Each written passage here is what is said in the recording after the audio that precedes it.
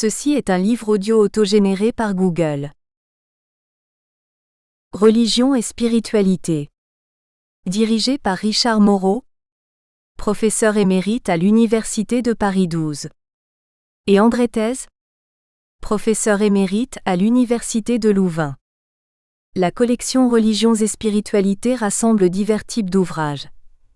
Des études et des débats sur les grandes questions fondamentales qui se posent à l'homme, des biographies, des textes inédits ou des réimpressions de livres anciens ou méconnus. La collection est ouverte à toutes les grandes religions et au dialogue interreligieux. Dernière parution. Fabien Venon, La fin d'un bastion catholique.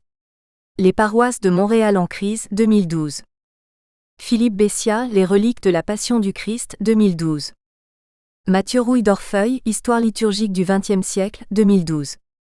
Alain Barbarin, Croire en Jésus peut être raisonnable.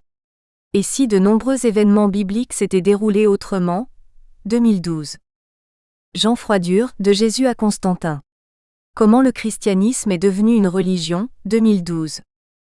Odile Bebinlangrognet, De Savoie-en-Comté.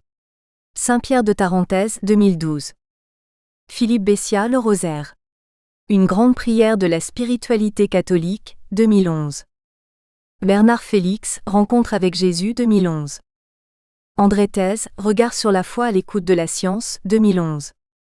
Francis Lapierre, Saint Paul et les Évangiles, 2011. Maurice Verfailly, L'identité religieuse au sein de l'Adventisme 1850 à 2006, 2011. Philippe Bessia, Les traditions concernant les personnages de la Bible dans les martyrologes latins, 2011. Dr Francis Weil, Dictionnaire alphabétique des psaumes, 2011. PREFACE. Message de la Secrétairerie d'État du Vatican à l'auteur. 1. Autour des évangiles de Marc, Matthieu et Luc. Préambule. La vérité ne saute aux yeux qu'aux esprits préparés, disait Louis Pasteur. J'ai connu ce moment de grâce. Je suis devant mon ordinateur et soudain tout s'éclaire. Je tiens là une des clés de la rédaction des évangiles. Cela vous tombe dessus comme une apparition ou une révélation. L'évidence s'impose à vous, dictée par les faits. C'est pour cela que j'exorcise d'entrée la phrase trop souvent entendue. Il a ses idées, ou une théorie sur la rédaction des évangiles. Rien de plus frustrant que de laisser supposer que vous auriez eu au départ une idée préconçue, que vous auriez voulu justifier en vous appuyant sur quelques exemples judicieusement choisis. La vérité n'a que faire de l'ambition, ou de la politique. Elle vous saute aux yeux le jour où vous êtes préparé à la recevoir. Dans mon cas, la préparation a duré 15 années. Jésus et les évangélistes. Les évangiles ne sont pas signés par leur rédacteur.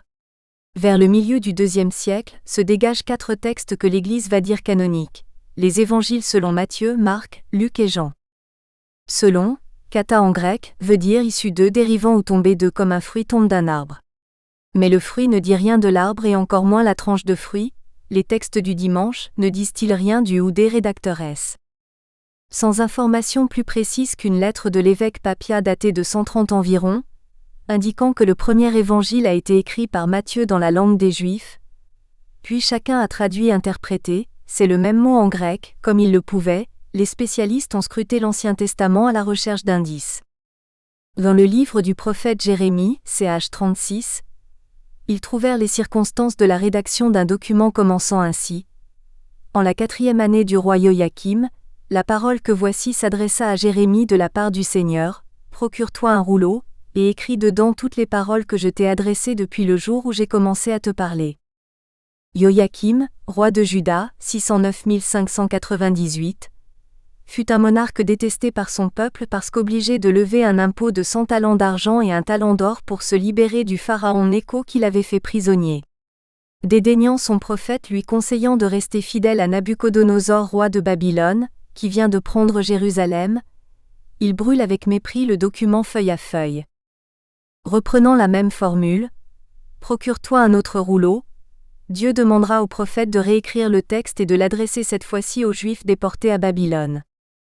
De ce récit, et de quelques autres analogues, surgit l'idée que tout texte sacré, inspiré par Dieu, est le fruit commun d'un Dieu dictant sa parole et d'un copiste inspiré mettant ses mots d'homme, sa langue, sa culture, son époque, ici la déportation des Juifs à Babylone, au service d'une révélation. Ainsi, un évangile serait le fruit d'un unique rédacteur élu de Dieu. Cette idée nous a accompagnés jusqu'au XXe siècle. Une rédaction par couches successives.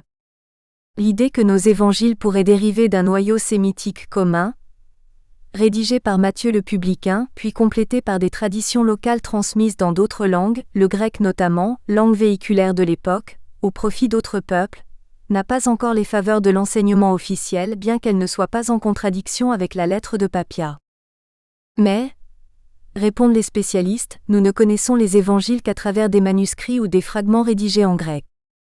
Dès le début du XXe siècle, l'idée d'un original araméen est déjà présente chez Alfred Loisy qui sera traité de moderniste, pour d'autres raisons, par l'Église de son temps. Elle sera reprise avec moult exemples par J. Carmignac et C.L. Trémontant, dans les années 1980, mais sans y intégrer l'idée d'une rédaction en plusieurs phases, ce qui les conduira à une impasse. Leur conclusion étant erronée, la critique en profitera pour dédaigner leur travail d'analyse, ce qui était rajouter une erreur aux précédentes. À partir de 1980, 3 spécialistes, M. Eboimard, F. Nérinck et Ph. Roland décidèrent d'unir leurs efforts autour d'une curiosité littéraire, les doublets de Marc. Dans l'Évangile de Marc en effet, certains épisodes paraissent écrits 2 fois. S'agit-il de l'expression orale de conteurs orientaux maniant l'emphase, ou bien d'un double récit aux épisodes entremêlés? Les chercheurs conclurent à un double récit, mais sans penser que l'un pouvait être l'ancêtre de l'autre. La quête du fil rouge. Elle commence autour de ma 20e année. Je suis révolté de comprendre que selon l'enseignement officiel, les évangélistes n'ont pas connu Jésus puisqu'ils sont de la génération suivante, 70 100. J'admets que l'annonce de l'évangile ait pu commencer par une longue phase de transmission orale, mais je ne comprends pas lorsque l'on me dit que les lettres de Paul, 50-65, sont éclairées d'hymnes de l'Église primitive. Curieuse démarche de cette Église qui rédige en premier le carnet de chants. Je suis enfin atterré par l'argumentaire officiel, à savoir que l'Esprit Saint qui ne peut ni se tromper ni nous tromper est garant de la transmission de la bonne nouvelle, car on n'ose même pas parler d'évangile. Imaginez la réaction des non-croyants. Le 15 juillet 1985, nous sommes en famille au bord de la mer. Ce jour-là, j'achète un gros cahier et commence à lire l'Évangile de Marc en prenant des notes. Ma formation scientifique me conduit à avoir un faible pour l'Évangile de Luc, qui dans une superbe introduction nous annonce que d'autres ont écrit avant lui, et qu'il a vérifié ses sources tant écrites qu'orales auprès des témoins de la parole. Je pense donc aborder Luc 3 mois plus tard, après être passé rapidement sur le petit évangile de Marc, le plus court et croiton, le plus ancien à en juger par son style fruste. 5 ans plus tard, j'étais encore en train de travailler sur Marc.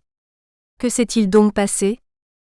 À la première lecture continue de l'évangile de Marc, alors que je termine le chapitre 6, je prends conscience que les guérisons à Génézareth, 6,53-56, ressemblent étrangement à un épisode déjà lu, les guérisons des malades, 1,32-34.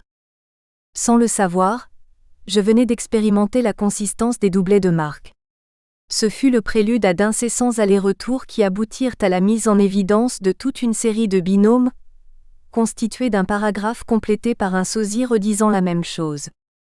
Le père Monsieur Eboimard avait bien noté que le récit de Marc paraissait dupliqué autour des 2 multiplications des pains et de quelques-uns des événements qui les suivent, page 276. En fait, tout l'évangile résulte de la tresse d'un double récit. 2 récits entrelacés ne veulent pas forcément dire que l'un est l'ancêtre de l'autre, mais des chercheurs comme J. Carmignac, chargés de la traduction d'une partie des rouleaux hébreux de Qumran découverts en 1947, et C.L. Trémontant, professeur de linguistique au Collège de France, ne pouvait pas se tromper tout le temps lorsqu'il signalait que le texte de Marc, spécialement le début, véhiculait une pensée et des conjugaisons sémitiques derrière un vocabulaire grec traduit mot à mot. Les exemples se multipliant, il devint pour moi de plus en plus évident que les 2 trames ne s'adressaient pas à la même communauté. L'une était remplie de sémitisme et se présentait sous forme de récit, l'autre sous forme de discours de Jésus, débordait la communauté juive pour s'adresser à l'humanité en général. Autrement dit, la trame la plus ancienne témoignait de la tradition sémitique originelle autour de Jésus, l'autre étant d'une transposition-adaptation de l'Église primitive pour le monde grec. Voici les principales évolutions de vocabulaire.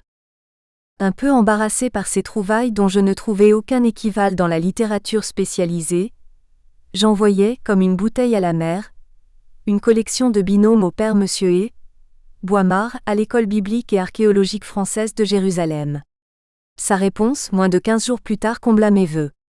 Non seulement il validait le double récit sémitique grec, mais il me suggérait 2 corrections et se proposait de m'aider. L'âge mettra un terme à cette collaboration à peine envisagée. Le père n'a plus retravaillé sur l'évangile de Marc. Le destin allait prendre une autre forme.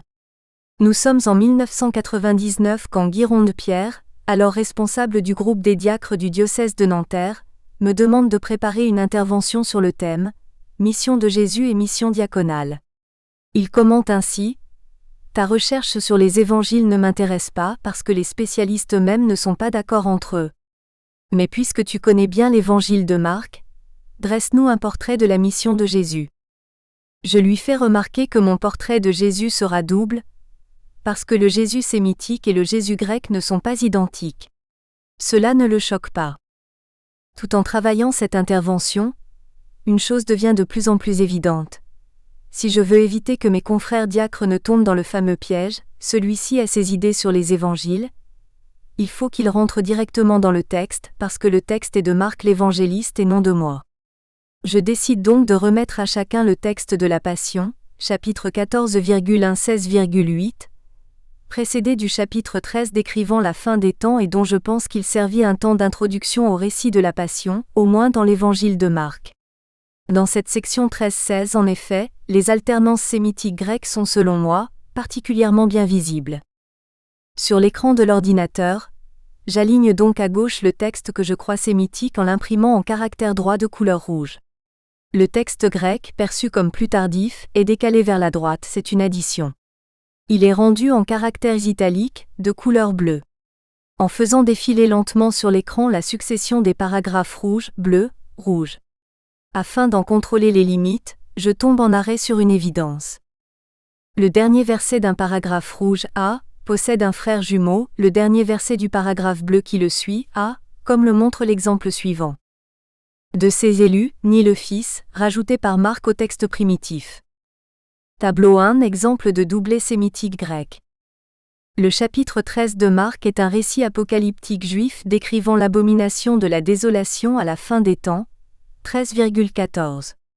Il annonce que le temple sera profané, mais cela suppose un lecteur juif, familier du style apocalyptique et du prophète Daniel. À un nouveau converti ignorant la Torah et les prophètes, le texte propose soudain le signe universel du figuier annonçant l'été. La ramure de l'arbre devient tendre et naissent les feuilles. On remarquera que la terre et le ciel évoqués au verset 27a se retrouvent au verset 31a, et que le discours sur ce jour-là, les anges dans le ciel, volume 27, reprend au volume 32. Le binôme originel, AB, est devenu AB. Autrement dit, toute inclusion ajoutée au canevas initial est signalée par 2 versets parallèles, un introductif et un conclusif, un procédé bien connu dans l'Ancien Testament. Jésus crucifié. Marc complète le texte grec de MTLC pour renforcer la convergence des versets. Tableau 2, exemple de versets parallèles. Peut-on généraliser à l'ensemble de l'Évangile ce qui vient d'être découvert dans le récit de la Passion? Quelques semaines plus tard, 78 couples de versets se révèlent presque naturellement. Le début de l'Évangile, les 4 premiers chapitres, est très archaïque. Beaucoup de phrases sont construites avec 5, voire 7 formes. Nous espérons que vous avez apprécié cet aperçu. Pour continuer à écouter ce livre audio sur Google Play Livres, utilisez le lien dans la description de la vidéo.